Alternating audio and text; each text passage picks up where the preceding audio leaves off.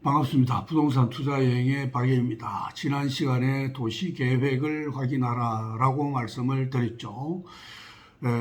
도시계획 확인은 시청 홈페이지나 또는 도시계획 정보 서비스에서 여러분들 확인할 수가 있습니다. 역시 분량이 조금 많을 겁니다. 그러나 모두를 다 알 필요가 없고요. 여러분들이 투자하고자 하는 지역, 그 지역에 대한 내용만 확인하면은 결코 분량은 얼마 되지 않는다는 점을 분명히 말씀을 드리겠습니다. 자, 오늘은 여러분들도 잘 아시겠지만은 미국에서 금리를 아마 이번 달에 9월 달인 이번 달에 0.25% 내린다 또는 뭐 0.5% 내린다라는 말이 있습니다. 그렇게 되면은 우리나라도 점진적으로 그게 따라서 내릴 수밖에 없습니다. 내수시장을 살려야 하기 때문에 어쩔 수 없는 상황이라고 저는 분명히 말씀드리고 싶습니다. 한국은행에서는 금리를 내리려고 하니까 서울의 집값이 올라갈까 싶어가 염려가 된다라고 이야기를 하죠. 물론 일리가 있는 내용입니다만도 어느 것이 더 중요한지를 다시 한 번 더 판단하고 접근하면 좋겠다라는 말씀을 드립니다. 자, 오늘은 이처럼 금리가 떨어지게 된다면은 제 생각으로는 내년도 상반기부터는 부동산 경기가 조금씩 움직이지 않을까라고 예상을 해봅니다. 자, 그러면은 지금 잠자고 있는 우리 울산만 하더라도 재개발이라든가 재건축 또는 도시개발 사업의 여러 방식들이 많습니다. 그 중에서 특히 도시개발 사업에서 사업 방식에 대해서 여러분들 한번 꼭 기억해 두시고 투자를 결정하면은 실패하지 않는다라는 말씀을 먼저 드리고 내용을 말씀드리겠습니다. 잘 아시겠지만 도시개발 사업이라는 것은 계획적이고 체계적인 도시개발이 필요한 지역에 주거지역, 상업지역, 산업, 유통, 생태, 문화, 복지 등의 기능을 갖춘 단지 또는 시가지를 조성하기 위한 사업을 말한다라고 도시개발법에 규정하고 있습니다. 아울러서 도시개발법에서 보면은 도시개발 사업 방식은 크게 세 가지 방식이 있습니다. 수용 방식과 환지 방식과 혼용 방식을 두고 있습니다. 결론적으로 혼용 방식은 수용과 환지 방식을 혼합한 방식입니다. 이 방식은 그렇게 많이 시행하는 방식이 아니다라는 점도 여러분들 참고해 주시고요. 자, 아울러서 도시개발 구역, 지정 대상 지역의 규모에 대해서 한 번쯤 여러분들이 메모를 하고 알아두시면 좋겠습니다. 즉, 이 말은 뭐냐면은, 자, 야, 어느 지역에 도시 개발이 된다 하더라. 아, 그래? 어느 지역에 도시 개발이 된다 하더라. 그래? 이런 식으로 많은 분들이 접근을 합니다. 그렇게 하지 말고요. 법에는 도시 개발을 하기 위해서는 반드시 규모, 즉, 면적을 정해놓고 있습니다. 그 면적 이상이라야 개발 사업이 이루어지기 때문에 꼭 메모를 한번 해 두시면 좋겠습니다. 먼저 주거지역, 상업지역, 자연녹지, 생산녹지는 10,000제곱미터 이상이어야 됩니다. 그 다음 공업지역은 30,000제곱미터 이상이어야 되고요. 그 다음 도시지역 외의 지역, 도시지역 외, 즉 쉽게 말해서 주거지역, 상업지역, 공업지역, 녹지지역 이외, 녹지지역 이외의 지역, 즉 농림지역이라든가 관리지역이라든가 자연환경 보전지역, 이런 지역을 도시지역 외라고 합니다. 도시지역 외의 지역에서 개발 사업을 하려고 하면은 30만 제곱미터 이상이 되어야 한다라고 법에서 규정하고 있기 때문에 이 규모를 여러분들 꼭 참고를 하시면은 절대 주변의 이야기에 현혹되지 않을 것입니다. 다만 참고적으로 취락지구와 개발진흥지구, 지구단위 계획구역 등은 면적 제한을 적용받지 않는다는 점도 여러분들 꼭 기억을 해 두시고 메모를 해서 참고로 하시기 바랍니다. 자, 그러면은 먼저 수용 방식에 대해서 말씀드립니다. 수용 방식이 뭐냐면은 공공사업에 필요한 토지에 대하여 협의 취득이 불가능한 경우에 보상을 전제로 사업 시행자가 소유권을 강제로 취득하는 것을 수용 방식이라고 합니다. 이 말은 도시개발 사업이 진행되면은 국가나 지방자치단체 또는 정부 투자기관 등의 사업 시행자가 협의 매수 또는 강제 수용의 방식으로 사업지구 내에 있는 토지의 소유권을 전부 취득한다라는 말입니다. 공적 주체가 토지 소유권을 전부 취득하기 때문에 종전의 토지 소유자의 권리는 모두 소멸됩니다. 수용 방식은 사업기간이 단축되고 사업 시행자의 의도대로 개발할 수 있다는 장점은 있지만 보상에 대한 초기 사업비가 많이 투입되고 사업별 시행자에게 이익이 집중된다는 단점이 있다는 것도 한 번쯤 참고로 알아두시기 바랍니다. 이는 주로 신도시나 대규모 택지 개발 사업의 경우에 수용 방식을 많이 사용하고 있습니다. 또 토지 보상의 보상금은 어떻게 이루어지느냐? 보상금은 두 개의 감정평가 기관의 평가한 금액을 산술 평균하여 결정하도록 되어 있습니다. 건물이나 기타 지상권의 이전 비용을 따로 보상하는 것이 원칙이고, 만약에 이전 비용이 취득 가격을 초과하거나 이전이 불가능한 경우에는 취득 가격으로 보상하고 있습니다. 이 이외에도 개발 지역에 어떤 점포에 장사를 하고 있다, 영업을 하고 있다 그러면은 영업 보상이라든가 또는 휴업 보상, 폐업 보상, 권리 및 기타 보상 등도 해줘야 한다라는 것입니다. 이런 점도 여러분들이 꼭 알아두시고요.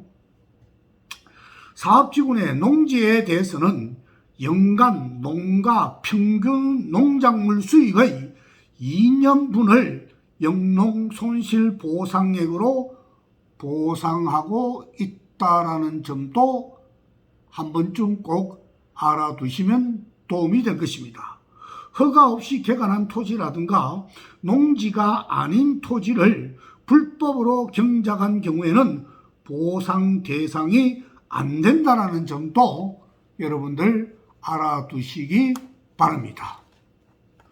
또한 농지 소유자와 실제 경작자가 다를 경우에는 농지의 소유자가 당해 지역에 거주하는 농민인 경우에만 서로 협의하는 바에 의해서 보상금을 지급하고, 거주하지 않는 농민인 경우에는 실제 경작자에게 보상금을 지급한다는 것도 알아두시면 도움이 될 것입니다. 따라서 수용 방식으로 개발 사업이 진행되는 토지에 뒤늦게 비싼 가격으로 투자한 사람은 어떻게 될까요? 손해를 볼 수도 있습니다. 과거 전국에 있는 혁신도시가 개발될 경우에 그 시점에 늦게 투자하신 분들은 손해를 본 경우가 많다라는 것도 여러분들 잘 아실 것입니다. 그 다음에 환지 방식에 대해서 말씀드리겠습니다. 환지 방식이라는 것은 토지 소유자에게 토지 보상금을 지급하는 대신에 개발해가지고 땅으로 돌려주는 방식을 환지 방식이라고 하는 겁니다. 다시 말해서 개발 사업을 진행할 때에 사업지구 내에 토지 소유자의 소유권, 권리를 시행자로 변경시키지 않고 사업을 시행하기 때문에 전과 후의 토지의 위치라든가 면적이라든가 지목이라든가 토지 이용 상황 등을 고려해서 종전 토지 소유권을 사업이 완료된 토지에 이전시키는 방식을 바로 환지 방식이라고 합니다. 이와 같은 방식은 공공시설의 설치와 변경이 필요하거나 개발지역의 땅값이 인건보다 현저히 높아서 보상금을 책정하기 어려울 때 사용하는 방식이 바로 환지 방식입니다. 특히 환지 방식은 보상금을 지급하지 않기 때문에 초기 사업비가 적게 들고 종전의 토지 소유자에게 이익이 고스란히 돌아간다라는 장점이 있습니다. 이처럼 환지 방식으로 개발 계획을 수립하려면 사업지구 내 토지 면적의 3분의 2 이상에 해당하는 토지 소유자와 그 지역의 토지 소유자 총수의 2분의 1 이상의 동의를 얻어야만이 가능합니다. 또한 면적을 조정할 특별한 필요가 있을 경우에는 면적이 작은 토지는 과소 필지가 되지 않도록 면적을 늘려서 환지를 정할 수도 있습니다. 이를 정환지라고 합니다. 이 말이 뭐냐면은 개발지역 내에 조그마한 땅들이 많습니다. 예를 들어서 100평의 땅, 아니 100평의 땅이 아니고 60평의 땅을 가지고 있다라고 하면은 개발 사업을 하면은 간보율이라는 게 있죠. 원칙적으로는 50%대 50%, 즉 5대 5입니다. 물론 예외적으로 6대 4도 있고 7대 3도 있고 우리가 정자 지역에 개발할 때는 심지어 8대 2까지도 된 경우도 있습니다. 이 말은 뭐냐면은 내가 그 지역에 예를 들어서 100평의 땅을 가지고 있으면은 8대 2라면은 개발 사업하면 20평만 받는다라는 말입니다. 이처럼 만약에 개발 사업을 했는데 20평의 땅을 받는다고 하면 20평짜리 땅이 많이 있다고 하면 어떻게 됩니까? 개발 사업의 취지 목적에도 어울리지 않겠죠. 이럴 경우에는 20평의 땅을 받는 사람에게 어떻게 하느냐? 야, 최소한 한 필지를 50평 이상의 필지로 구획하기 때문에 나머지 30평을 사세요라고 하는 그 방식, 즉 이를 정환지라고 합니다. 또한 면적이 작은 토지를 환지 대상에서 제외시킬 수도 있습니다. 이 말은 뭐냐면은 20평 가지고 있는 사람을 30평 사세요라고 했는데 돈이 없어. 그럴 경우에는 그 20평에 대해서 보상금으로 지급하는 방식도 있다라는 것입니다. 그걸 우리가 전문용어로 청산 대상이라고 말하고 있습니다. 또 면적이 넓은 토지는 그 면적을 줄여서 환지를 정할 수도 있습니다. 이 말은 뭐냐면은 감환지라고 하는데 조금 전에 제가 말씀드린 정환지의 반대로 생각하시면 되겠습니다. 사업 시행자는 토지 구획 정리 사업에서 공공용지를 확보하고 공사 비용을 충당하기 위해서 비율대로 토지를 공출받는데 이를 간보율이라고 합니다. 간보율 한번 좀 알아두시고요. 간보율을 적용하고 사업 계획서에 정한 목적으로 사용하기 위해서 일정 토지를 정하고 처분할 수 있는데 이를 보류지라고 합니다. 보류지. 용어만이라도 좀 알아두시기 바랍니다. 왜냐하면 만약에 여러분들이 투자한 땅이 어느 날 갑자기 개발 사업이 이루어진다라고 했을 때에 환지 방식으로 된다라고 했을 때에 연락이 옵니다. 간보율이 몇 프로가 되느냐고 당연히 물어야 되겠죠. 꼭 물으시고요.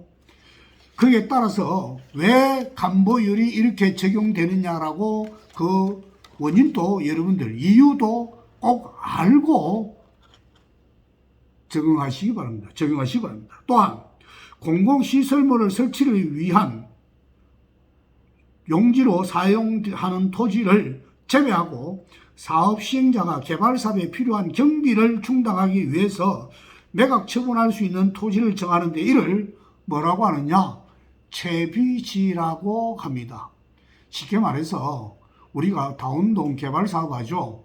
그러면은 그 논밭을 임야를 어떻습니까? LH공사가 전부 다 밀죠. 도로 내고 공원 만들고 학교 부지 만들고 하죠. 이 비용에 들어가는 비용이 적게 들어간다, 많이 들어간다, 많이 들어가겠죠. 그러면 어떻게 비용을 충당하기 위해서 채비지로 정할 수 있다 이 말입니다. 용어만이라도 알아두시고요. 또한 환지가 과소토지가 되는 것을 방지하기 위해서 과소토지는 아시죠? 토지 대신 건축물과 공유 지분의 토지를 주는 경우도 있습니다. 이 말은 뭐냐면은 과거 삼산동을 개발할 때에 과소토지 소유자들에게 보상금을 받아가라고 하니까 보상금이 얼마 안 됩니다. 억울하잖아요. 오랫동안 농사를 지어왔는데 이런 분들에게는 어떻게 삼산동에 있는 평창 아파트 있죠, 그죠? 평창 아파트를 주는 경우도 있었습니다. 이를 다른 말로 우리가 뭐라고 하느냐? 아파트를 주는 경우를 입체환지라고 합니다. 전문 용어로 입체환지라고 한다라는 점, 용어만 좀 알아두시기 바랍니다. 다음은 혼용 방식입니다. 아까 말씀드렸죠. 혼용 방식은 수용 방식과 환지 방식을 혼합한 방식이라고 하는데 이 방식은 장점을 활용할 수 있는 이점은 있지만 각 방식의 차이점으로 인한 소유자의 반발이 있기 때문에 혼용 방식은 개발 사업 방식에서 많이 이용되고 있지가 않는다라는 것도 알아두시기 바랍니다. 자, 오늘 내용이 좀 어렵고 복잡한 내용인지 모르겠지만은 꼭 한 번쯤 필요한 내용 제가 메모를 하라고 말씀드렸죠. 꼭 그 내용을 아시고 여러분들이 수용을 당하든지 환지 방식으로 하든지 거기에 임하는 것이 좋겠습니다. 자, 수고 많았습니다. 좋아요와 구독 부탁드리겠습니다.